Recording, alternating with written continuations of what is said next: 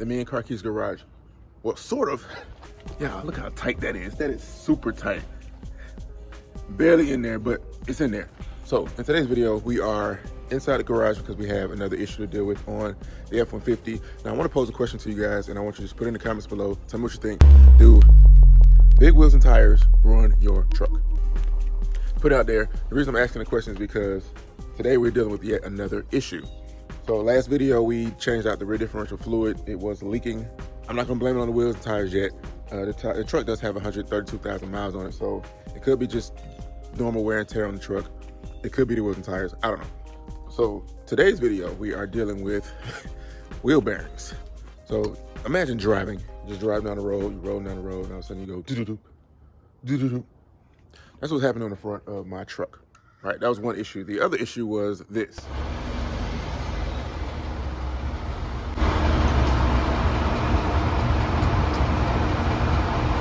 So when I heard that, I automatically knew it was the wheel bearings. Now, like I said, this truck does have 132,000 miles on it, so it could be normal wear and tear. It could just be that the fact that these heavy wheels and tires might have just pushed it over the edge. Who knows? Let's get started. Now, there are a couple products I want to recommend having on hand anytime you're doing this type of procedure on your vehicle. Number one, a breaker bar. The reason for the breaker bar is because your stock lug wrench won't fit your aftermarket wheels. Also, jack stands. Reason for jack stands are safer. Always have jack stands on hand if you're lifting your vehicle for an extended period of time, especially if you're going to be under the vehicle at any point. Jack stands, very important, keep you safe. Last but not least, a socket protector kit. Check this out. All right. So for my wheels, they are 19 millimeters. So this is our 19 millimeter socket. It is gold, which is cool. Also, this outer shell is plastic. Now this is a thin wall socket, so it'll get between our wheels. All right, it'll get between our wheels here to get onto our lug nuts. And it is plastic, so it will not scratch your wheels, which is very, very important. So check this out. Amazon got these. I put the link in the description for all these. Make it a little easier.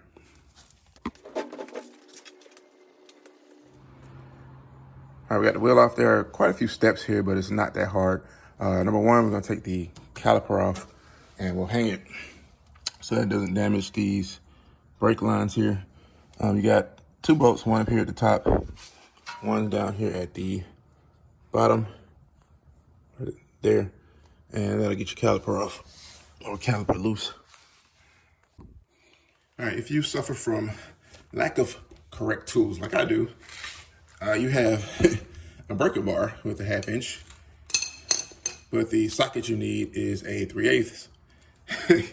Get your regular socket with an extension, get your closed-in wrench, so it'll be on the bolts like this.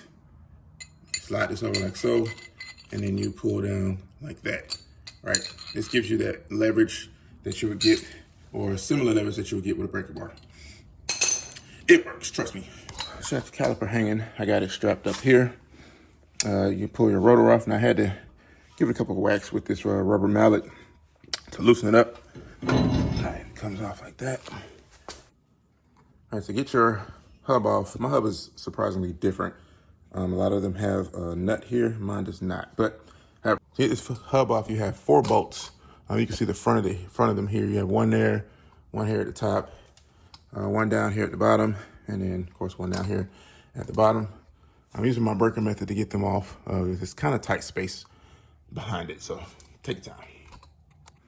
All right, once we got these bolts broken loose from the back, they actually come off really easily.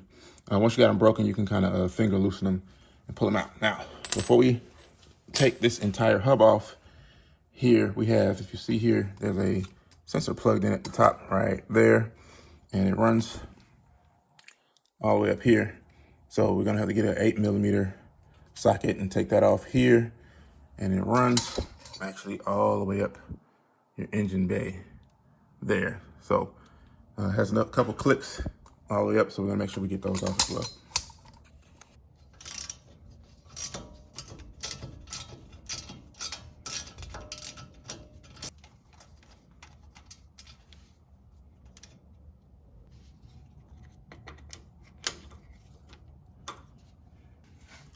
right, so it's a little hard to see, but we had one here where the hole is there. It was clipped also right there. See right here, pull that one out. And if you see this running into the engine bay, come up here, this red one right here, you unplug it. This is your sensor, your speed sensor. So you unplug this and then pull it out through the bottom. All right, so definitely worth noting to disconnect this red, this tab, this speed sensor, you're gonna have to pull this red tab back towards you. And if you look in there, that little tab, you're gonna have to get like a screwdriver and lift that tab up to disconnect it. Definitely be careful with this, right? And it's gonna come down here, and I already pulled it out here.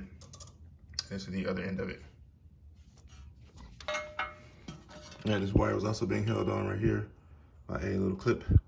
Make sure you be careful with that. And then down here on your dust shield, make sure you fish it from under your dust shield. There you go. I guess things for this truck just have to be difficult. I fully expected there to be a nut here.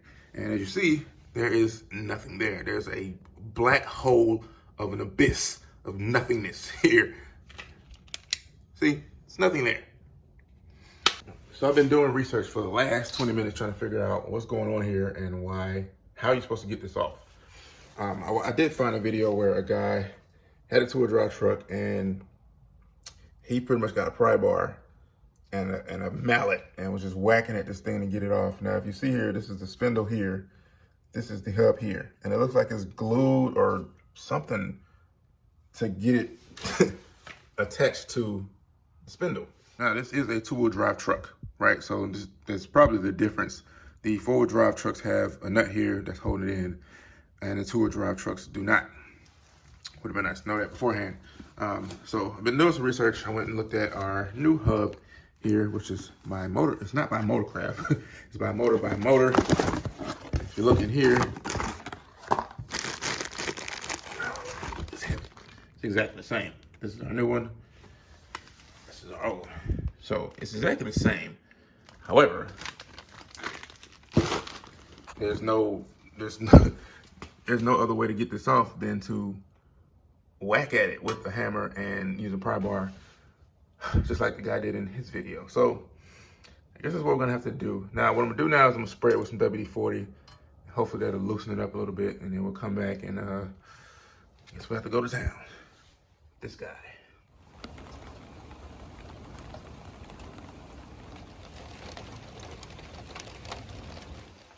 Hey, I was raining, so I'm happy I did this in the garage. So, get a little update. Here, I did spray it with some WD-40 adjacent. This is a lubricant by Supertech. Yeah, I got this from AutoZone. Sprayed it, and I did start with a screwdriver and a mallet. And it came right off, actually. I took the mallet, and I came behind here and tapped it a couple times. And then like I said, I put the screwdriver in here and then hit the end of the screwdriver. And I went kind of worked my way around and it started to come off. So I did let the WD-40 sit for about an hour. So that might help if you are doing this. If you're doing this in your truck, that might help. Spray with some WD-40, some kind of lubricant, let it sit for a little while, and then come back and work on it.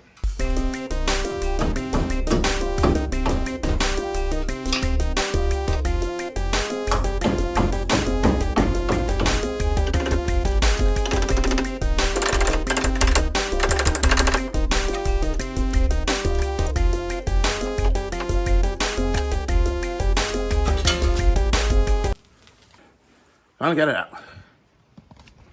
So this is what it looks like without the hub on it. All right. This is our old one. Not too shabby, not too shabby. Got it off. One of the things I'm noticing is how dirty this is. I'm gonna clean this up before we put the new one in. I also noticed on the back of here, let me see if I can clean it up real quick. Back of here says Ford Motor Company. It also says do not remove, not serviceable. So what they're talking about is the bearings on the inside. So they're telling you, so a lot of wheel bearings, you can open this up You can open this hub up, take out the old wheel bearings, put new ones in, grease it up, put new ones in. This one, they're telling you not to do that. It says it's not serviceable. The only thing you're supposed to do is replace these. Now, it's good. It's a little easier. You don't have to go through and deal with the wheel bearings specifically. You can just change out the whole hub. So, not too bad, not too bad.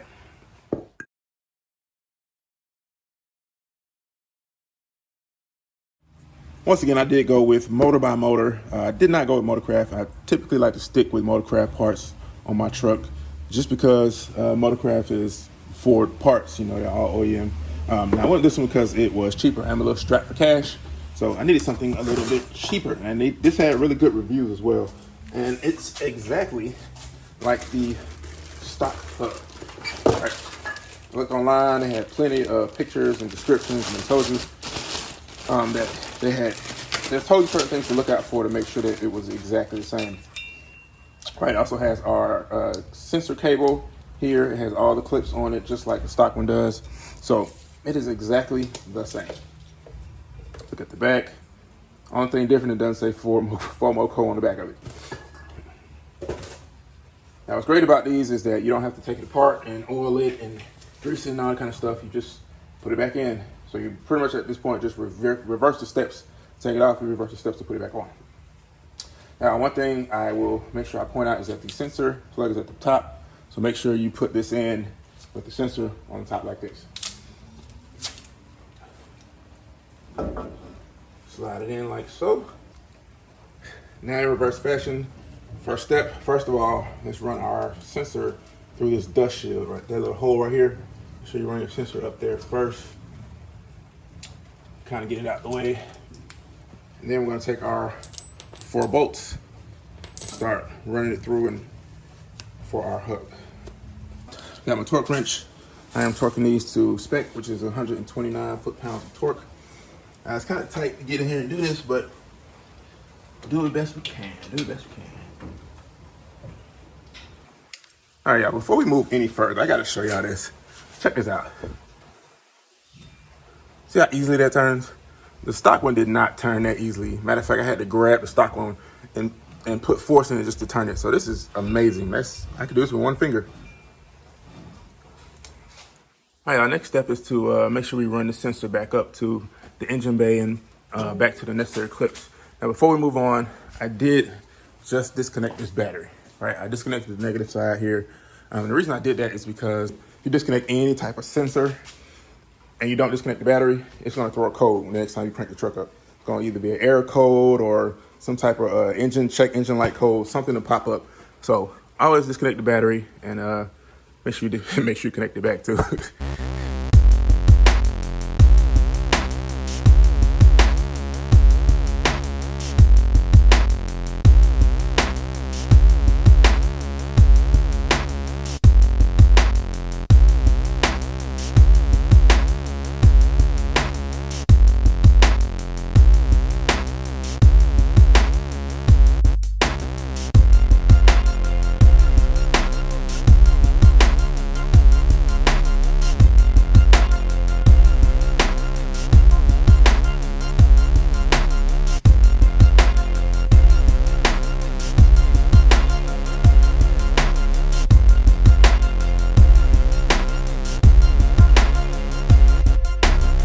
All right, y'all, we got it done. It's actually pretty easy. Just make sure you follow the steps. Make sure you follow all the steps. Tips I can give, make sure you disconnect your battery. Anytime you disconnect the sensor, you need to disconnect the battery to make sure that it restarts itself and it doesn't throw any type of error codes or check engine lights or anything of that nature.